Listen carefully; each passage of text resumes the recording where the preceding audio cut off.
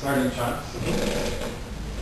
Basically, a couple of, we've gone over these things, and just a couple of comments on the presentation. Sure. Again, it goes back to the boundary issues we've been talking about. Yes.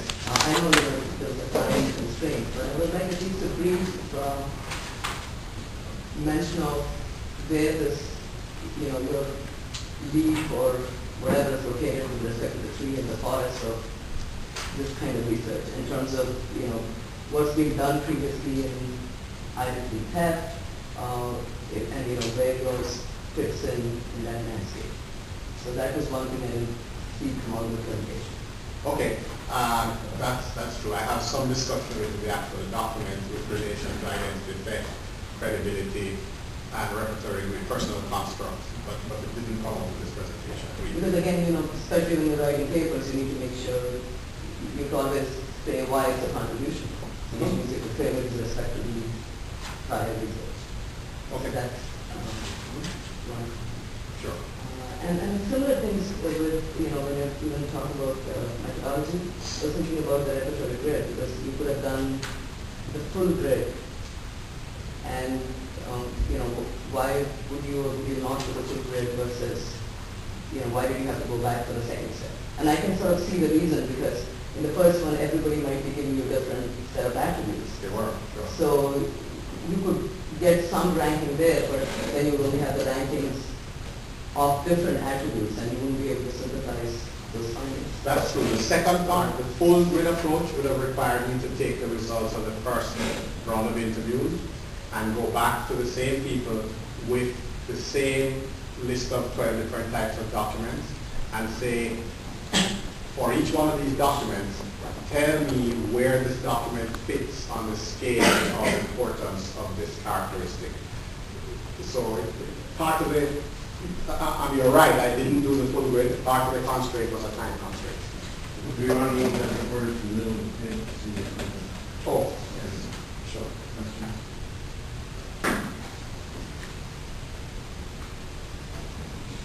I want you all to notice this guy's Mr. Smart. So when you grab the line. I didn't have a Star Wars tag, which I'm also be the force be with you. In Washington, there's something called the Federal Financial Institutions Examination. Yes. Say it again, more slowly. Federal Financial Institutions Examination Council. This was an organization created by Congress, which includes the FDIC, the Office of Control of Insurance, Office I have some documents from there. Super. Basically, they wanted all the regulators to get together, develop a set of policies that mitigate risk in the banking sector. Mm-hmm. And obviously, identity theft is one of those risks. If you were invited to Washington to present the results of your research, what are the implications for the regulators and the financial institutions based on what you found to date? Implications for the regulators and And the banks. And banks. So these are examiners who are going to go into banks and trying to see if the bank is mitigating risk. Okay, so I'm looking at it from two perspectives, from the perspective of the regulator and from the perspective of operations of the bank itself. Well, the operation side, we look at what the regulator is saying. So if you were a regulator, what would you tell the banks they ought to be doing? These examiners are like auditors. Yeah. What would you advise the auditors? Right. I think in fact, Deborah just kind of said it here, but one of the things that I believe would be important is to use this research to develop some best practices for the bank. That would be one of the things. You're setting, in effect, you're trying to set policy, right? Because that's what the regulators are doing. So one of the things certainly would be looking at best practices for the bank in terms of evaluating identity documents, because that's what my research is really about.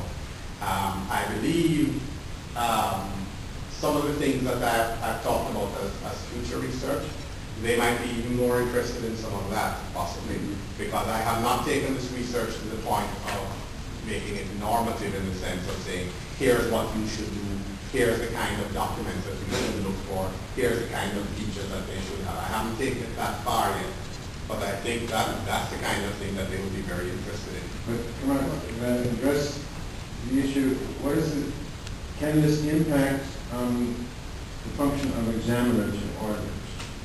Yes, it would. As I say, if you're defining a best practices set of policies, then these are the things that the regulators will be telling the banks that they should do and that they should look for. Can you come up with a set of best practices as of this point that you could actually give to the FFIEC and say, the examiners ought to be looking for this, which means that the bankers will be trying to do it?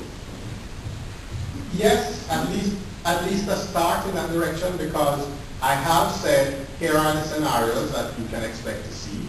That's the 4 scenarios that I've described. And I have said, in those 4 scenarios, these seem to be the most important characteristics that people look for in identity documents. So yes, yeah.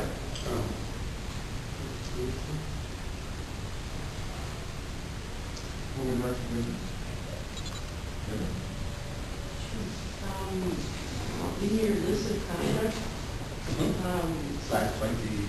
either 6 or 28, or 22 others.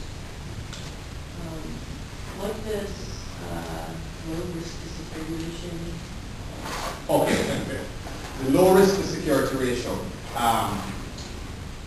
That is a characteristic where I'm going to use my old-fashioned Florida driver's license as an example. That's the best way I know how to explain that. My old-fashioned Florida driver's license, it's considered high risk as far as an identity document is concerned. If I get away with a fraudulent driver's license in a bank, then the store is open. I can, I now have access to rights, or assets that I should. So this is considered a high risk document, relatively high risk. The security on this old-fashioned driver's license is almost non-existent. There is nothing electronic on it. It has no holograms. This was damaged in Hurricane Wilma, and I received it at an Office Depot. I mean, it's just a piece of paper. I actually had one security person tell me they wouldn't accept this because it's not secure. So that risk to security ratio, this is a high risk document, low security, this would be a very high ratio. That's what that means. Whereas the new Florida driver's licenses have all sorts of, they have holograms, they have state seals, they're embedded in the plastic, and so on. Those are high security. So even though they're high risk, the ratio of risk to security is low, relatively speaking, on a new driver's license. Do the banks have, presumably you get this expertise from